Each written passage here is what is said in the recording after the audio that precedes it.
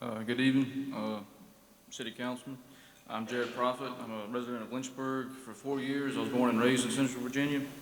It's my first time ever doing anything like this, but being that this is such an important issue, I felt strongly about coming here to speak.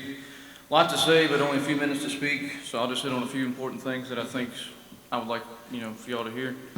I've heard a lot of people here say that this is not a situation for the local governments to be handled. Well, typically it wouldn't be. But I believe that our state government has been compromised by people outside of Virginia with money. And so it's come down to the local governments to stand up against it. And you are in a situation that you probably never thought you'd have to be in. Probably most people before you weren't in that situation, but it's very important. And I hope you realize how important this situation is. This isn't a regular city council thing. This isn't repairing a bridge or fixing a road. This is really, really important. This is about our Second Amendment rights. And, there's been a lot of civilizations, people before us, and that's why all these people are here, because we read history. And we see it happening here. This isn't just something we got up this morning and said we're really pissed off about. It's been happening. We've been seeing it happen for 50 years, people trying to take our rights away. And I've heard these people from California say they've seen it. How many times do we have to see it? Look at Germany. Look in the 1930s. They were a modern, civilized society. They thought they had moved on past violence. They were progressed. Well, they took their rights away. They took their guns away. People can do the worst things in the world. Well, we have a country that was set up by brilliant, God-fearing people that understood these things. I don't think it's a coincidence that we live in the best country in the history of mankind. I don't think that's a coincidence. I think it was designed, and we have a foundation that needs to be upheld, and people are always encroaching on it. Well, it's little things. It doesn't just happen in one big blow. Well, important people like yourselves, and I appreciate y'all giving us the time to speak and, hear us. And I hope you'll listen, because I know you hear people all the time, you kind of get a hardened heart about it, but this isn't just a regular thing. It's serious. Anyway, thank you. Thank you. William Kerr. William Kerr. Hi, good evening. I'm grateful for this opportunity, and I sincerely hope that this is not just a meaningless political exercise, but that you are truly listening.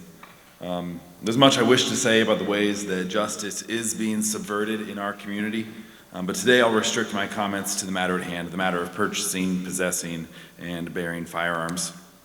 I've been a resident of Lynchburg for over 15 years. In that time, I've lived in wards 1 and 3. I have a family here, a job here, a church here, a home here. This is my home, and I care about what goes on here. I think this is an important decision point.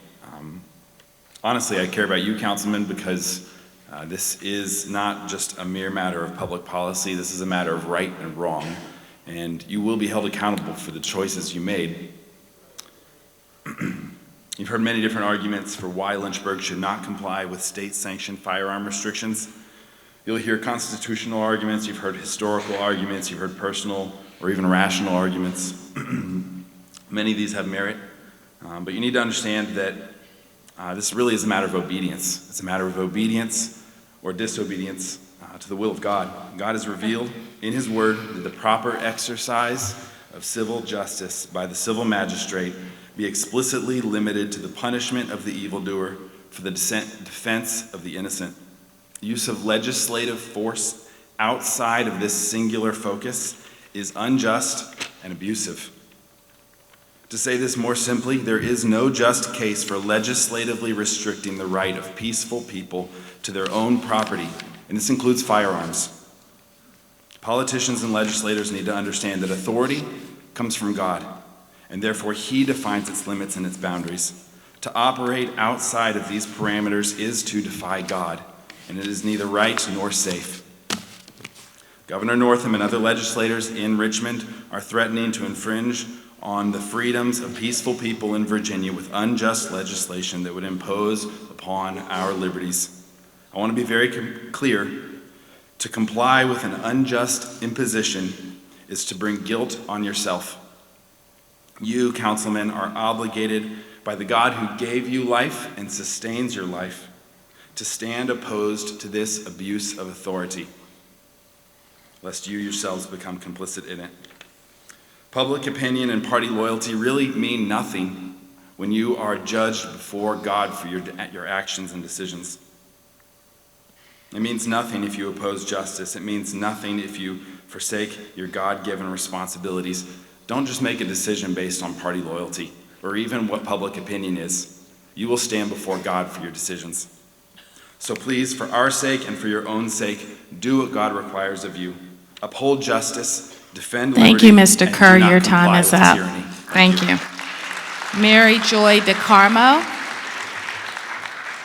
Hi, my name is Mary Joy DeCarmo, and I've lived in Lynchburg in Ward 4 for 19 years. I have 3 of my kids graduated on the stage, and I have 1 more coming up. And I also support the Second Amendment, but I don't agree that Lynchburg should be named Second Amendment sanctuary, mainly because I trust the veracity of the Constitution and our government process.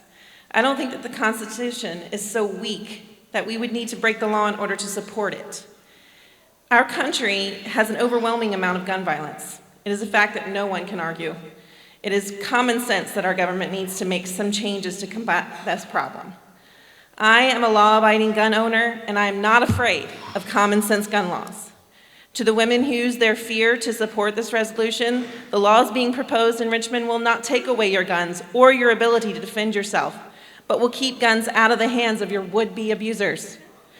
Calling ourselves a Second Amendment Respect. Calling ourselves a Second Amendment sanctuary doesn't protect us, but instead gives into unfounded fears. And with my remaining time, I just want you to think about the behavior in this room and how there's one side who has been super rude and how one side has been very polite to the other. And I just want you to recognize that. Thank you. Jerry Coffey. Good evening. My name is Jerry Coffey. I live in Ward 1. As you've heard before, there are 122 to 125 localities that have passed the Second Amendment resolutions. Some of these are in the most liberal areas like Virginia Beach, who just passed it the other night. What I'll point out this fact, in all those localities, the elected officials, whether they were Board of Supervisors or City Councils, have heard what their voters said and chose to pass the resolutions in those areas because they wanted to support the wishes of their voters. Those 2A resolutions may or may not be legitimate, but by passing them, the governing bodies heard what their voters said. They acted, perhaps even against what they personally wanted, perhaps even when they felt it wasn't their organization's purpose to do so, but they felt it was their responsibility to support the voters' wish. We ask you to support us, the citizens of Lynchburg, and pass a resolution against any law that infringes upon not just the Second Amendment right, but all rights as stated in the Bill of Rights, which the oath you said you would support. By passing a resolution, you tell everyone that Lynchburg City upholds the Constitution of the United States and especially the Bill of Rights for the citizens of this city. Thank you. Thank you. Carol Sosnowski, Elizabeth Camden, Jason Turner, Tommy Neal, Jonathan Eagle, Zachariah Jensen. Carol Sosnowski. Yes, hi, I'm Carol Sosnowski. I'm Ward 1, and I live in the Maple Hills subdivision. And several weeks ago, a number of the residents in my community got the message that there was a bulletin put out by the police department that there was a dangerous, violent criminal manhunt in my neighborhood.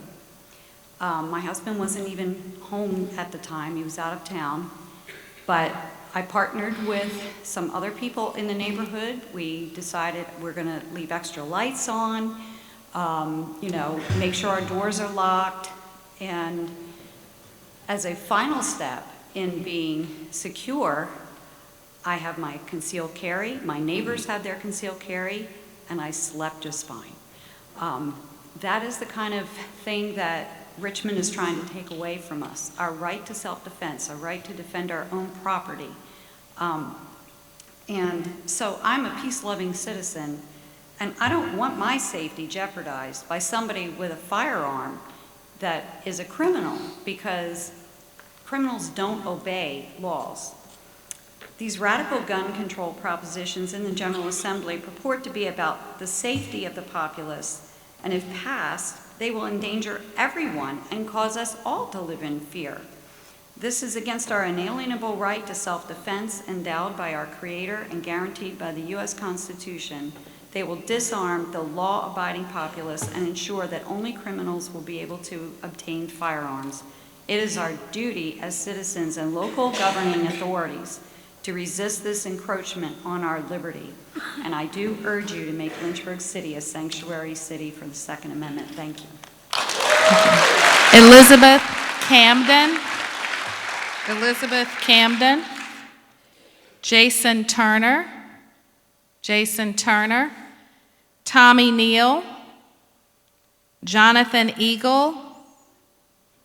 Zachariah Jensen. I'm Jonathan. Oh, you're Jonathan Eagle. I'm sorry. Thank you. Ladies and gentlemen, city council persons and guests, my name is Jonathan Eagle, and yes, I am a Fourth Ward Lynchburg resident, born and raised. I would like to begin this evening with a small English lesson. Consider it a reference for the orators here in attendance. This lesson is short. It holds a magnitude of gravity that many may not grasp in this allotted time frame. Within my normal daily life, as well as many others, I have noticed an evolution, a change of sorts when it comes to the definition of certain words. Tonight I want to focus on just one. That word is shall. How does one define shall? If you turn to Webster's, then you would find shall defined as to express what is inevitable, or to express a command, or when used in law, regulations, or directive, to express what is mandatory. An example of your own bylaws state, the clerk of the council shall preside during a meeting at which the mayor is elected, pending that election of the mayor. The law is not only expressly aware of the grave consequences associated when shall is used within the code, but often uses shall to equally qualify the severe and necessary ramifications of violations of that code. A prime example can be found in 18.2-330, which states any person who commits capital murder, murder of the first degree, murder of the second degree, voluntary manslaughter, or involuntary manslaughter shall be guilty of a felony. This is not a suggestive. This is a qualifying, there isn't a qualifying or secondary exception. It is clear. The court and criminal code law of Virginia could not be any plainer in the language and execution of the law. If one commits murder, they shall be guilty of a felony.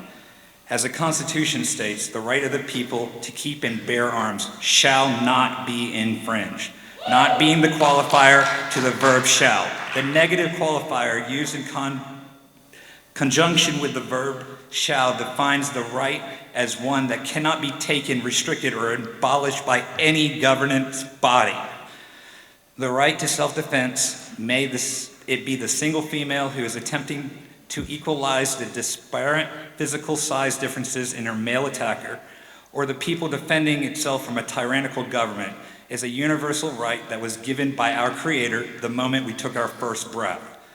The founders recognized a day that would come where entitled bureaucrats may attempt to challenge the rights and took steps to assure that without a majority supporting such radical change, no infringement shall occur. This is the beginning of those days. We are standing on the edge, and without solidarity and proper understanding that words mean something, we may wake up and find America that we all love changed forever. As Ben Franklin said, we are a republic, if you can keep it. Ms. Mayor, your obvious disdain and outright contempt... Mr. Eagle, your time is up. Thank you.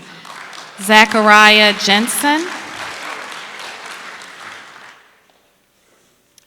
Thank you for taking the time to listen to us. Zachariah Jensen. I'm going to repeat a lot of things that people have said already. I moved here from California. I chose to practice medicine here because I like Virginians. I like moving to a free state. When I moved around in the military, we would look at the laws of the state we were going to mandatorily first, and we would say, are we going to a free state or not? Virginia has been that free state for us, and I've really appreciated being here. Grew up in California, watched this happen already. I'm encouraged by the 2A sanctuary movement because it is a voice telling our constituents, or talking from our constituents to Richmond, telling them where we stand. We can argue the logic of the so-called common sense gun laws, which are based off of flawed studies and not much discourse. There's a lot of emotion that goes into it. I've treated people as a physician with gunshot wounds. In the military, I've seen people with roadside bombs. I've seen this kind of trauma. It's a very emotional, it's a trying issue that gets people wrapped up all the time. I'm coming to you as a constituent, not to argue these things, but to ask that I be representative and that Virginia doesn't go down this path, and that we send a message, whether it's symbolic, whether we actually have to do anything or are forced to do anything with this. But that's just what I'm asking right now. Thank you for your time. Thank you, Mr. Jensen. Next is Jim Whitaker, Donald Sloan, A. Dole Mills, Jeff Widmeyer, Thomas Brandt, Jr.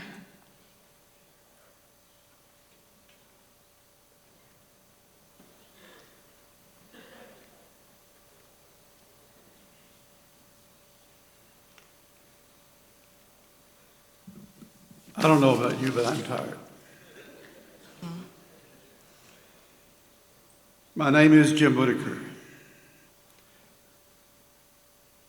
I want to start by saying I stand in favor of the passage of the Lynchburg Second Amendment Sanctuary Resolution, as the majority of the localities of the state have already done, and I encourage you, our city council, to pass this resolution. I've been where you are. I have sat in those seats. I have listened to citizens and what they have to say. The important thing is to listen. It's easy to sit behind a desk in a chair and legislate from that point. It's more important to get out into the community and see what's really going on. Most of you know who I am. Right now, I'm not an elected official. I volunteered with the police department as a chaplain. I volunteered with the Secret Service as a chaplain. I volunteered with the Lynchburg Fire Department as a restoration officer. I'm out and about with heroes every day. I encourage you to do the same.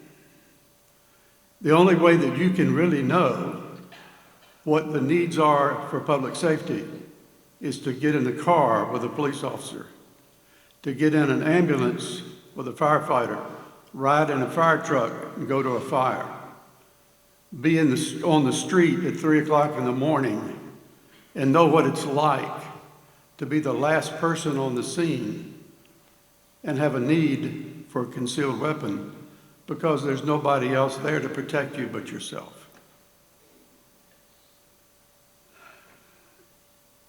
To make informed decisions, you need to be informed.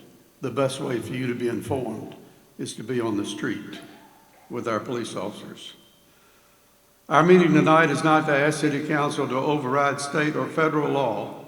Our meeting tonight is to speak loud and clear through this resolution to the state government before they pass laws that may take away our constitutional rights. Thank you. Thank you, Mr. Whitaker.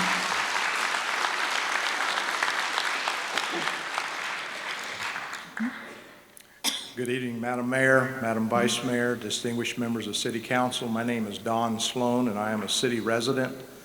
I also have the distinction of being the sheriff for the city of Lynchburg. And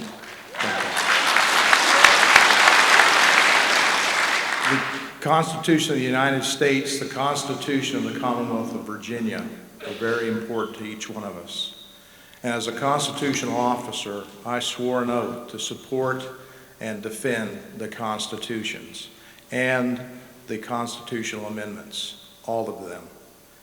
And I have a 23-year-old son who is a senior at Liberty University. I have a beautiful wife of 34 years, and both of those individuals are the most precious people to me other than my relationship with Jesus Christ. And I will do anything to protect my family.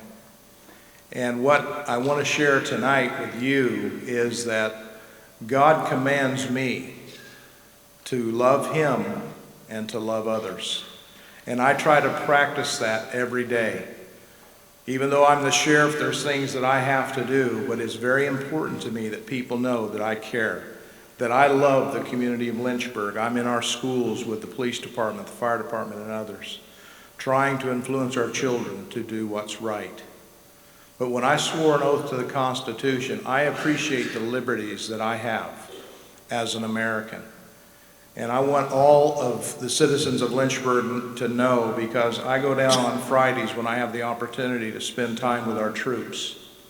These men and women who have sacrificed both their families and their time and some of their body for our freedoms. I do not take that lightly, and I support them. And I know many of them carry concealed firearms, and I've told them when I've been there as the sheriff of the city of Lynchburg that I feel like this is the safest place for me to be, because I know that they have my back. I'm able to do what I do because what our military has done for us worldwide. And so my point here tonight was just to let the community know, as the elected sheriff, I do not take that lightly. I'm sworn to uphold the law, the Constitution of the United States, and I will do that, but I also support every amendment. And so I want to thank each one of you that has given me the opportunity to serve the citizens of Lynchburg, because I am a citizen. I was a citizen before I became sheriff, and I will be a citizen when I'm done being sheriff. And until that time comes, I want you to know that I will support and defend the Constitution and its amendments. God bless you.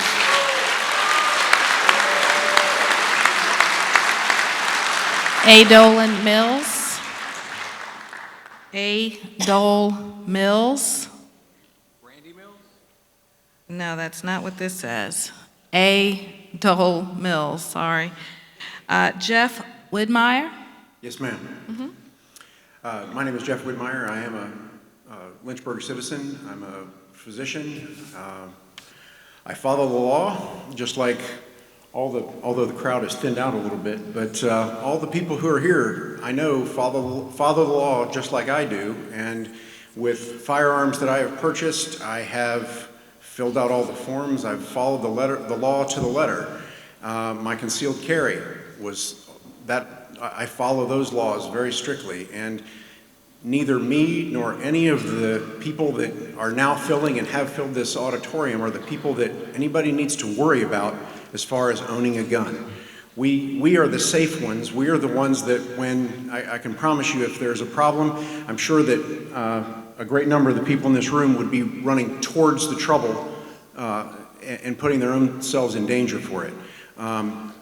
It has been said here that the proposed Sanctuary City Amendment may be symbolic, and that's okay. I would ask you to vote for that symbol.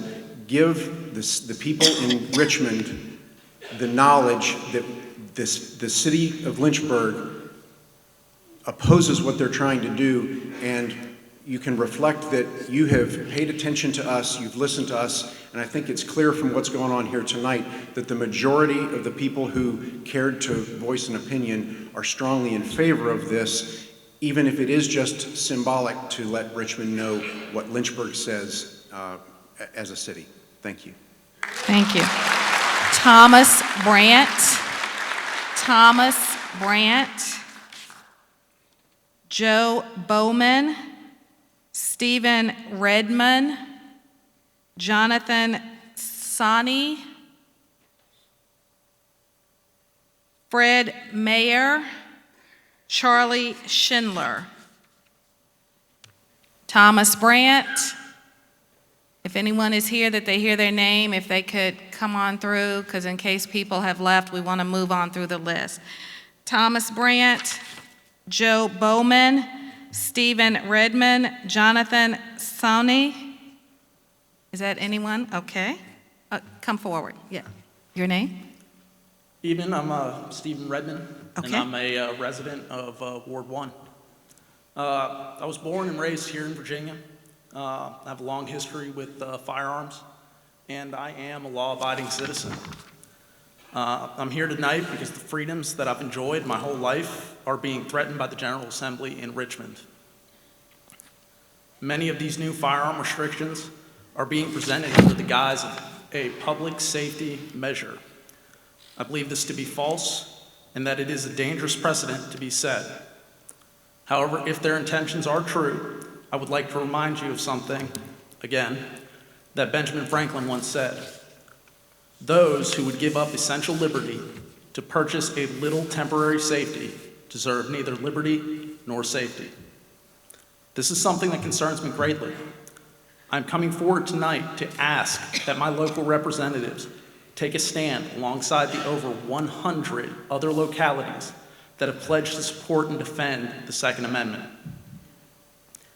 I do not envy your position as you sit up there and listen to us tonight. At first glance, the issue before you is a difficult one. It is a polarizing issue, and passions run high on both sides. However, the issue is not about passions or parties. This issue is about our rights as citizens of the United States, and particularly of Virginia. When you look at the issue in this light, it becomes rather simple. We are all fortunate enough to live in this republic, a republic which means rule by law, which is clearly defined by our Constitution. Excuse me. A Constitution that clearly states the right to keep and bear arms shall not be infringed. This is a short and simple principle that our founders, particularly those from Virginia, fought to pass to everyone in this room. It is now our time to stand and fight to preserve those rights and ensure that they are not stripped from us by our own government. That is why we are all gathered here tonight. Your constituents are not gathered here to ask you to rise up in defiance and revolt of the government. Instead, we are asking you to affirm that you will stand by your oaths to support the Constitution of the United States, as well as the Constitution of Virginia, upon which the Bill of Rights was based. Many men and women have sat in the seats that you sit in tonight. All of them have taken the same oath to support and defend the Constitution. Few of those people have truly had that oath tested. Tonight is your test. Will you rise to the challenge and honor your sworn duty, or will you be found wanting? Thank you. Jonathan Sone, Fred Mayer, Charlie Schindler, okay. Ian Parrish, James Arnold, Vance Pickard, Keith Lane,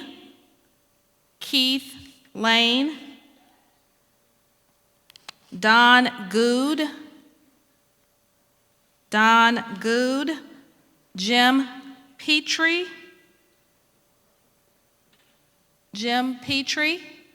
okay. All right, thank you.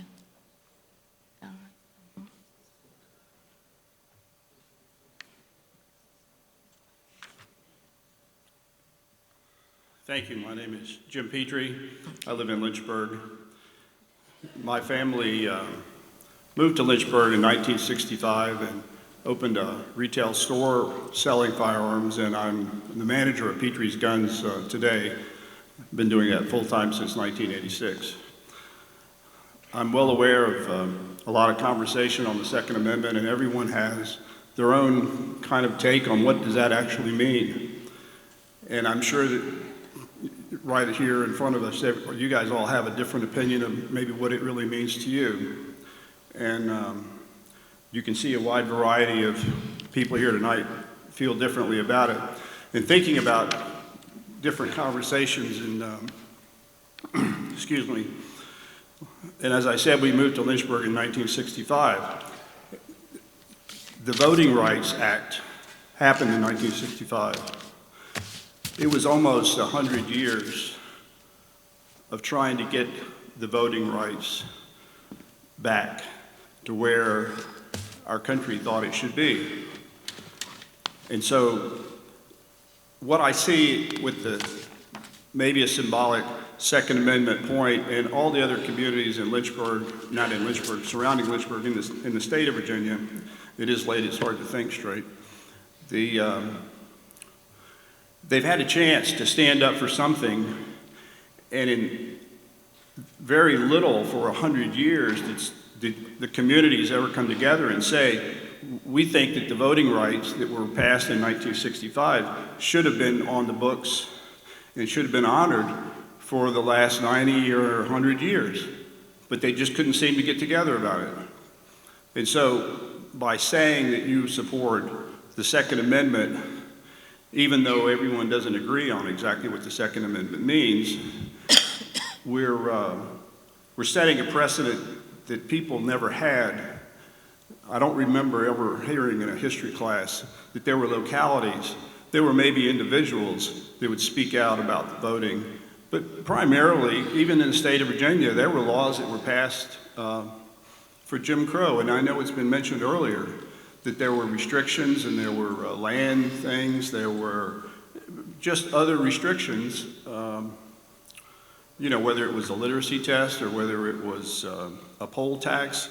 And even poll taxes were earlier, and they thought they were a good thing, but they turned out not to be a good thing. So as you see these things, I just encourage you to support this, even though it won't be changing the law. It'll be saying that we really do support what the Constitution said, and it'll be a way to stand up for it. Thank you. Thank you, Mr. Petrie. Don Good.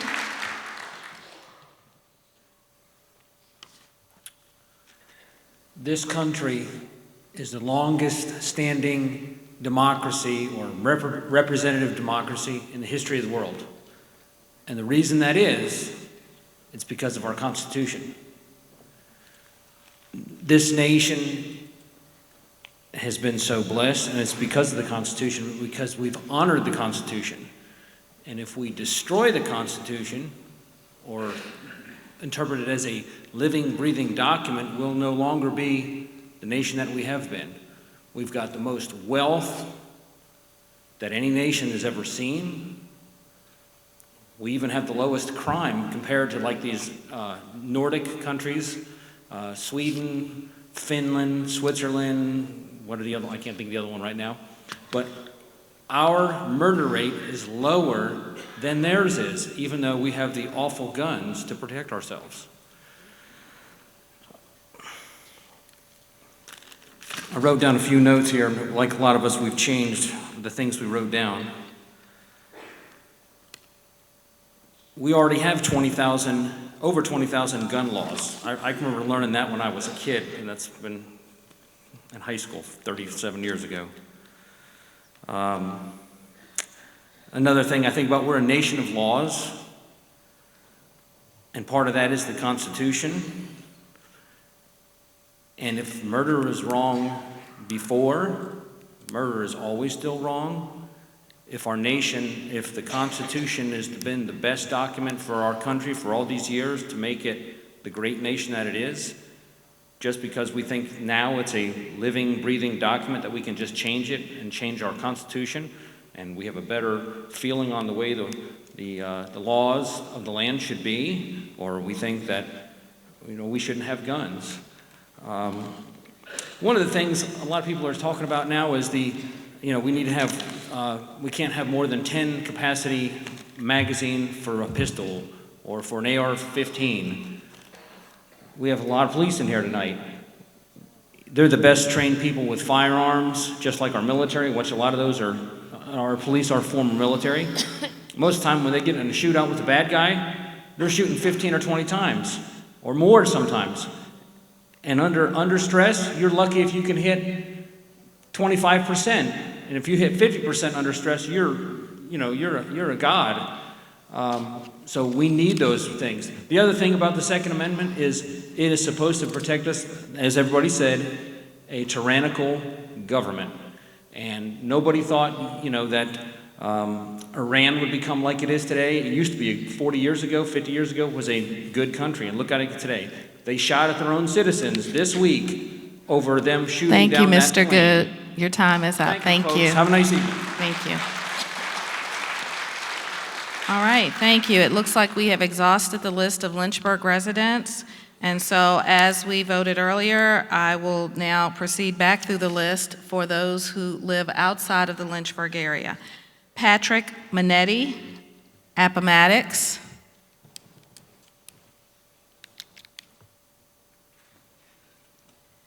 Kishawn Jackson, Amherst.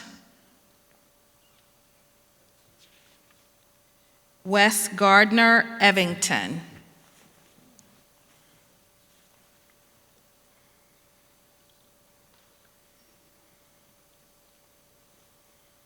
All right. Mr. Minetti. Yes, ma'am. Thank you. Good evening. Well, good morning. Also, I'm so glad I got here at 4 o'clock yesterday.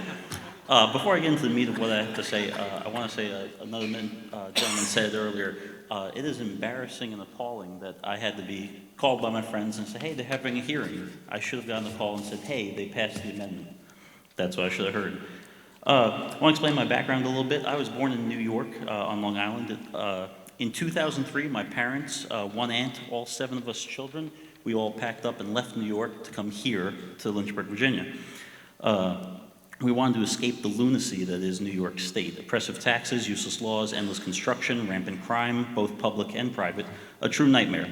My father chose Lynchburg for its calm and quiet day-to-day routines. It was safe, it was happy, it was conservative. 2 of my brothers have served in the military. 3 of us are Eagle Scouts with the Boy Scouts of America. 5 of us are married, 3 of us have children, and every single one of us is an American. We've been here for 16 years now. That's how long it took for the idiocy to track us down. Now, we can deal with the traffic of Lynchburg, maybe the taxes, bad drivers, stuff like that, but what we can't deal with is a city that doesn't believe in the Constitution of the United States and make it its mission every day to uphold that. I want to make it very clear to all of you here tonight, tread lightly for the world is watching. America is focused on us here in Virginia, the very place our country decided freedom and human rights were more important than North and South, that the ideals of life and liberty were above and beyond being ruled over.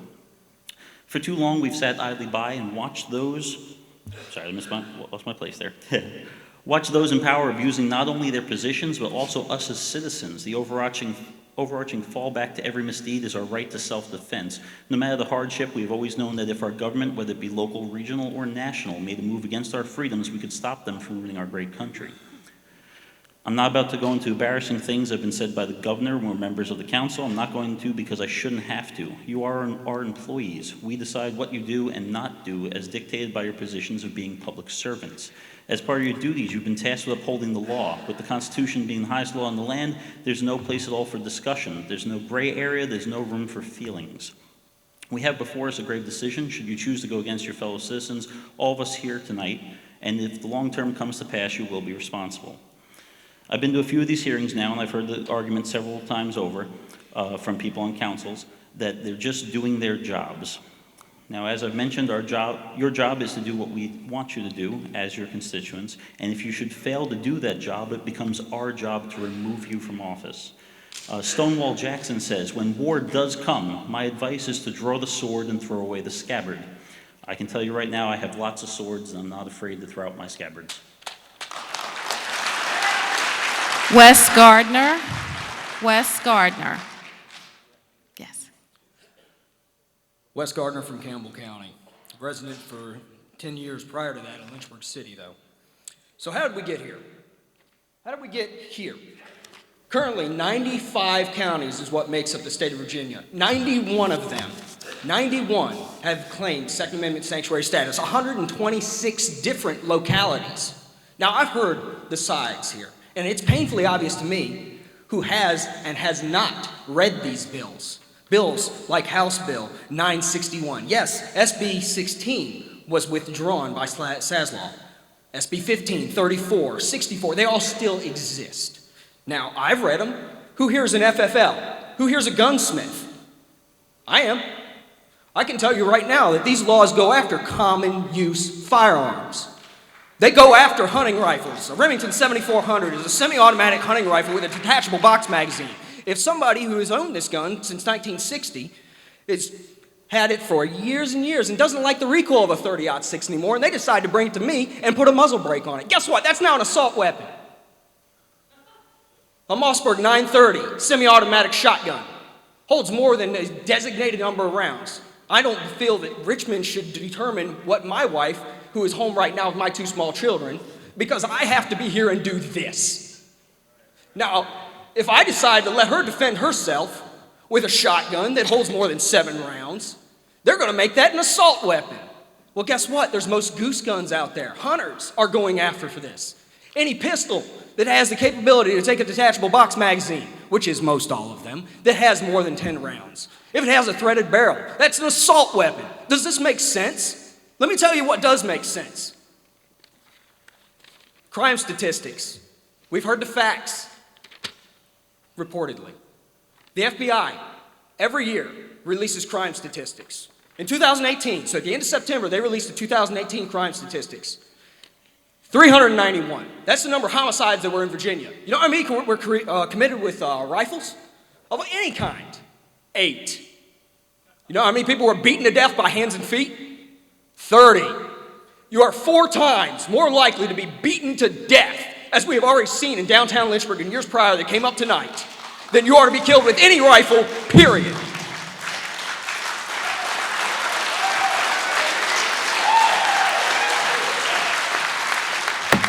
Your time.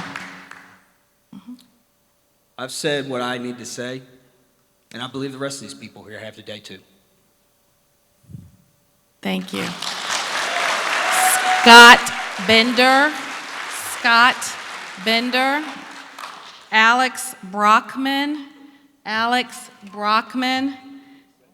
Cody Staples. Cody Staples. Damian Miller. Okay.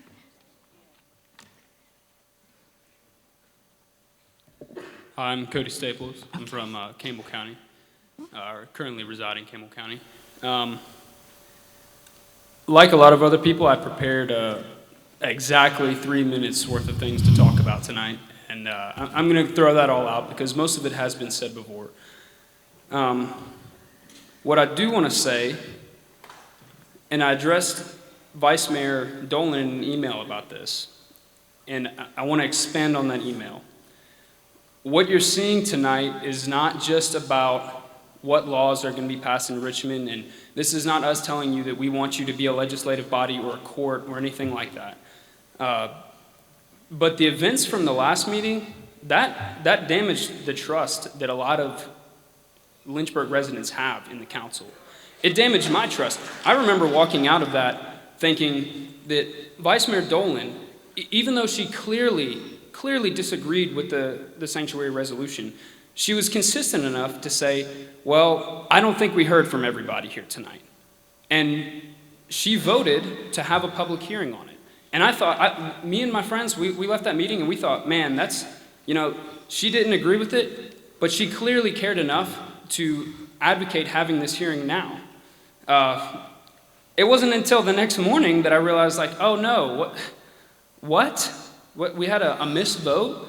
That was incredibly damaging. What was incredibly beneficial was Councilman Wilder's decision, even though he also clearly disagreed with the resolution. He looked at that and said, you know what, this is dishonest. This is not what the city needs. This is not what they need from the council. And by the way, Councilman Wilder, I know people who work with you at the Jubilee Center, and they have nothing but great things to say about you. And your actions that night confirmed to me that you are a man of honor. And that, like other people said, I want to thank you for that too, because what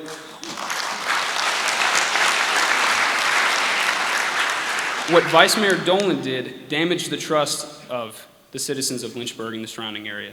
What Councilman Wilder did reestablished that, and what we're asking, look, you can say until you're blue in the face that everybody who's opposed to this, and no disrespect to the people who are opposed to this resolution, not bashing them, they're the minority. You guys know that. It's very clear. If you disagreed with that, you could hold a referendum and find the same thing. And in fact, you will find that in May. So, I'm telling you, it doesn't matter what you guys think. This energy is coming to the next elections. And just think about that. Just think about that. Because the trust of these people has been damaged, and y'all have an opportunity to restore that, even regardless of what you think about the issue. Thank you.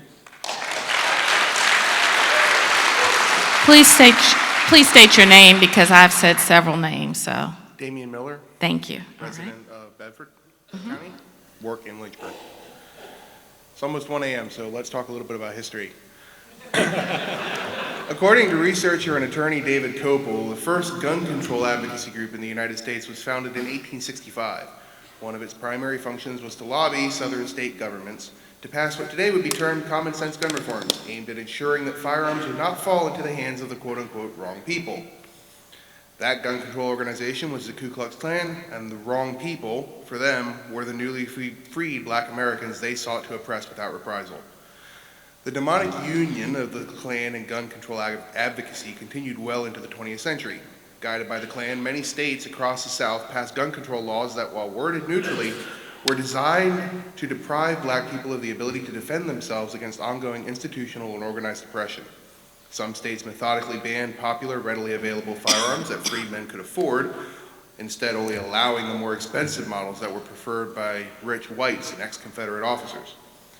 Other states passed laws that required licenses for gun ownership, licenses which officials were, of course, given full discretion to allow or deny for any individual, enabling them to deny black people their rights without affecting their white constituents. The gun control laws on the table today in Richmond differ little in any practical way from those championed by the Ku Klux Klan during Jim Crow.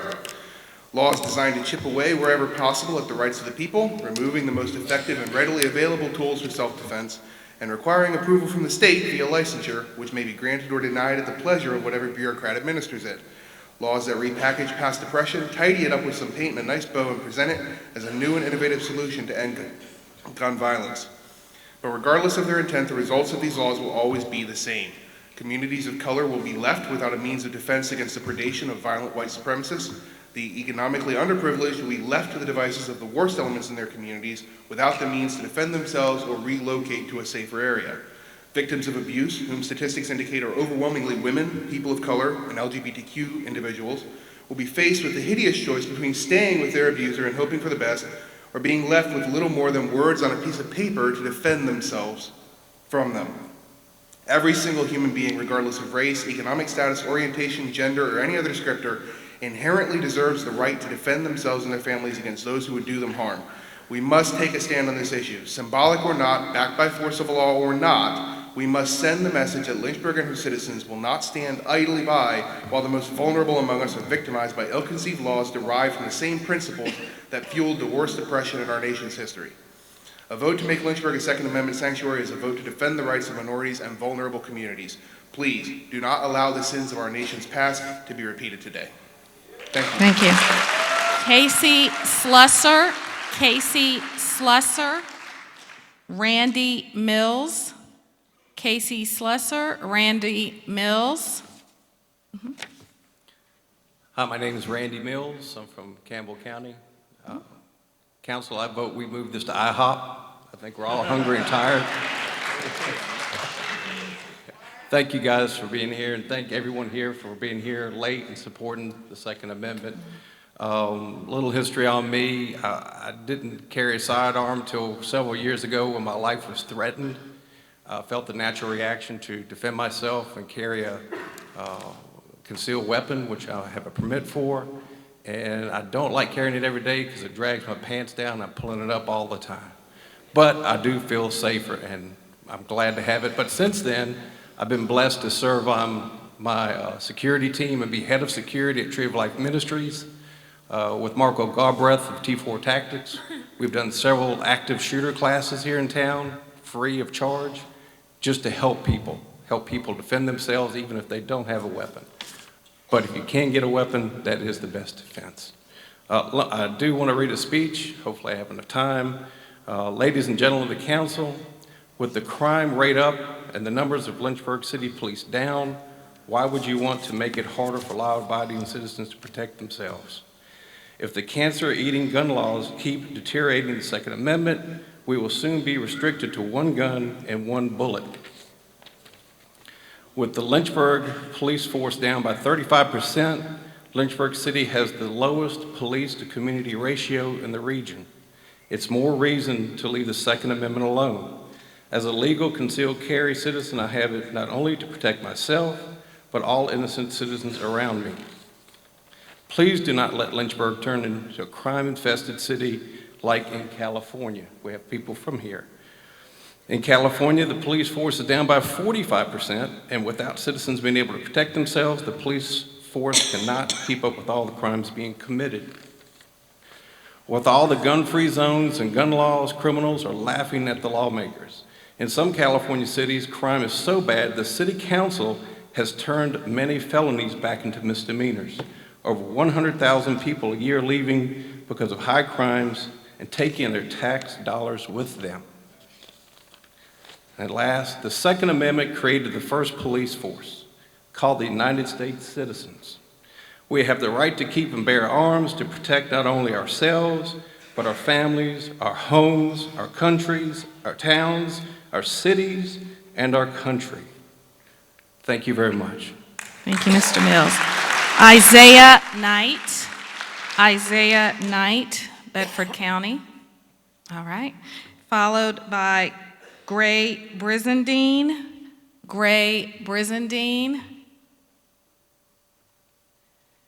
Followed by Wendy Wilson, Bedford.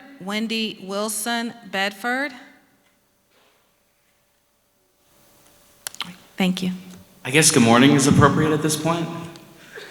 A lot of what I've written has kind of been said already, but I'll just kind of have what I have prepared here. And it really is at least what the majority here is behind, is a well-regulated militia being necessary to the security of a free state. The right of the people to keep and bear arms shall not be infringed. And for the people in the back, again, so simple and clearly, shall not be infringed. And the oath each of you took upon yourselves, you promised to uphold the United States Constitution, the Virginia Constitution, both documents that clearly reflect and acknowledge that our God-given right to self-defense shall not be infringed. This should be incredibly easy to agree to as a board. Yet the only thing that seems that everybody can agree on recently is a raise. If the unconstitutional red flag laws are passed and people have property removed from them by force, will you continue to hide behind the dais, claim the police are just following the law and following orders? Let's take a look at the other side of the river and look at Buck versus Bell, which has still not been overturned. Judge Holmes said, in short, that the interest of public welfare outweighed the interest of individuals in their bodily integrity, and was arguing in favor of eugenics and why the 14th Amendment, the right to due process, doesn't apply. The Supreme Court ruled in favor of the Virginia sterilization law and declared that eugenics practice is constitutional because it was law. This became model in Germany for Hitler's eugenics project, which, by the way, when the German police confiscated firearms, they did so under the phrase, they were just following orders. Cuba took advantage of registration lists as a way to confiscate guns. It's estimated 141,000 people were murdered at the hands of Castro's regime. But it was the law, right? They were just following orders. Venezuela in 2012 banned the banned the sale of firearms and ammo, and crime rates skyrocketed there. While Vice Mayor Dolan likes to call us zealots, all one has to do is simply glance at the pages of history to see what the outcome of restrictions of a citizen's God-given rights of self-defense results in. Those who did not learn from history are doomed to repeat it. The founders said, "shall not infringe," at the time when the British were attempting to disarm the citizens. So, I urge you to vote in support for the Second Amendment sanctuary. And remember, May is coming. I represent Virginia Families PAC, and I will promise that I'll make sure that everyone knows how Thank you, vote sir. Your tonight. time has extended. Gray Brizendine, Wendy Wilson. Good morning. Thank you guys for having this hearing. I know it's late and I know everybody wants to go home, and I feel sorry for you guys because you have yet to have a break. But I will say this, we've heard from doctors, lawyers, engineers, single-parent moms, wives alone, all sorts of people tonight, from preachers to even current law enforcement about these laws. And in all the arguments, we've argued constitutional, whether what the Supreme Court has ruled or what it hasn't ruled. We've argued what other courts have ruled, what other states have done. We've even heard from people from other countries and what's going on there, and what people from other states have moved in and said they're seeing the same things here.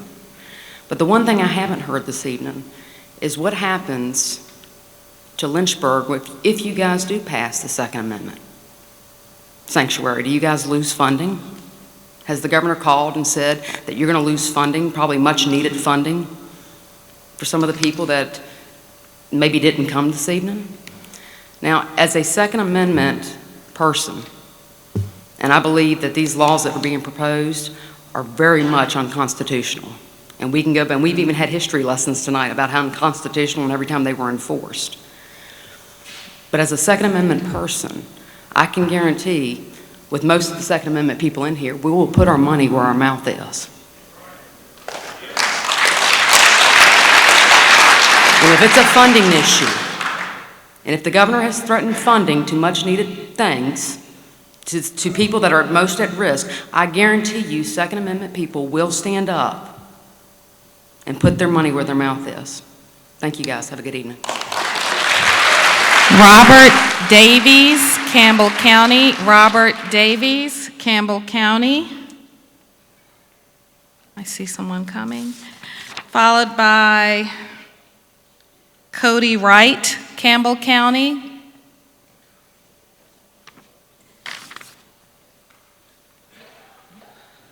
Hello.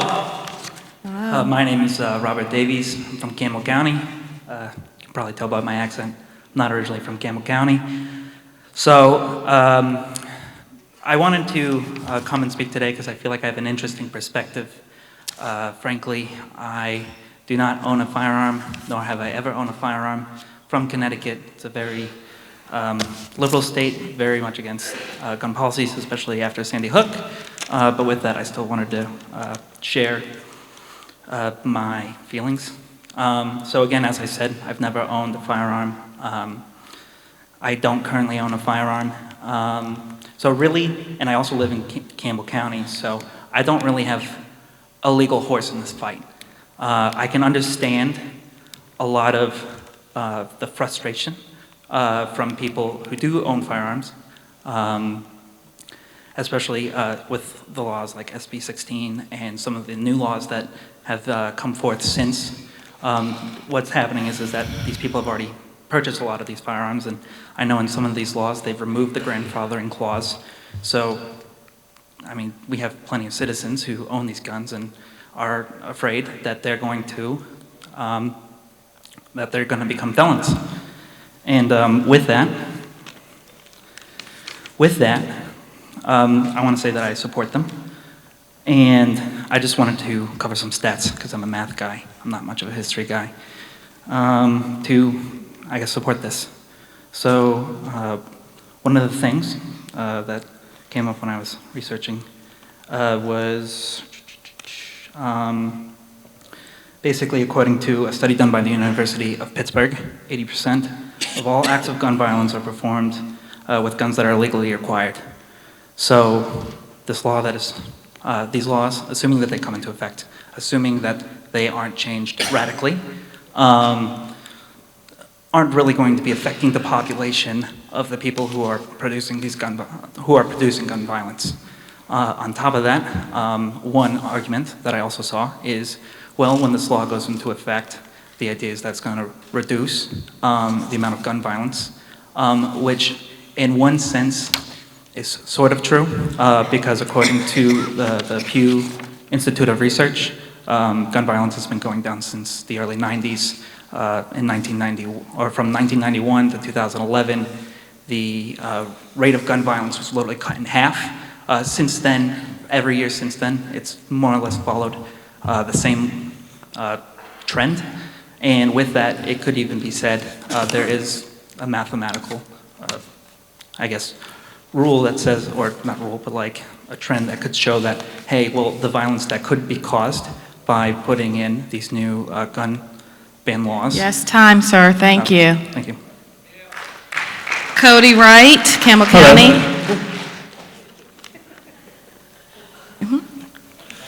My name is Cody Allen Wright. I'm a lifelong resident of the Lynchburg area. I graduated from CVCC and I'm currently working on my bachelor's degree in economics and history. As a history student, I have studied how nations rise and fall. I have studied how fear can consume society and lead to debasement. Governor Northam's agenda threatens our gun rights, so we need to protect ourselves from government overreach by creating a Second Amendment sanctuary city. Law-abiding citizens have every right to self-preservance, and Northam's anti-gun efforts are an essential threat to our God-given rights. I've concentrated 5 years of my life studying presidents, Democrats and Republicans alike. Although our founding fathers weren't perfect, they were clearly correct on this fame. If a nation disarms their people, the government will force their own will. George Mason, a Virginian who wrote the Bill of Rights, stated that the people have a right to amass and to bear arms, that a well-regulated militia composed of the body of the people, trained to arms, is the proper, natural, and safe defense of a free state, that standing armies in a time of peace are dangerous to liberty, and therefore ought to be avoided. We, the American people, are that militia. We are God-fearing men and women who will protect our rights and raise to the occasion as needed. I am requesting that our local magistrators and leaders resist this current tyranny for Northam and his gain. As theologian John Knox once said, resistance to tyranny is obedience to God.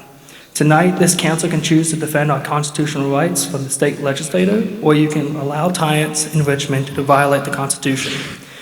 Regardless of what happens now or in the future, we, the voters, will remember that what will happen tonight in May and November. I urge this honorable council to remain honorable and choose to protect our Second Amendment rights, passing this sanctuary resolution tonight. Thank you. God bless America, our Commonwealth, and the city of Lynchburg. Thank you. Jesse Wynn Forrest. Jesse Wynn Forrest. Jesse Wynn Forrest.